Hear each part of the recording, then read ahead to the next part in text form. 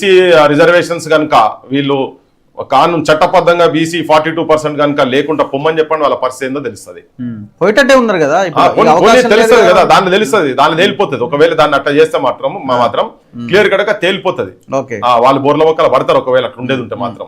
అది కాకుండా వీళ్ళు కేంద్రం మీద కనుక ఒత్తిడి చేసి ఉద్యమాలు చేసి 9th షెడ్యూల్ కనుక పెట్టిపించుకొని కనుక వచ్చేది ఉంటే డెఫినెట్ గా వాళ్ళకి అడ్వాంటేజ్ అట్లీస్ట్ ఈ ఎలక్షన్స్ లా జరిగే అవకాశం మాత్రం ఉంటది.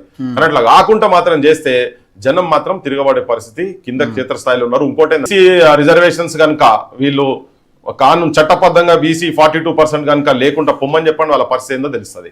పోయేటట్టే ఉన్నారు కదా, తెలుస్తుంది కదా, దాన్ని తెలుస్తుంది, దాన్ని తేలిపోతుంది. ఒకవేళ దాన్ని అట్లా చేస్తే మాత్రం క్లియర్ కడక తేలిపోతుంది.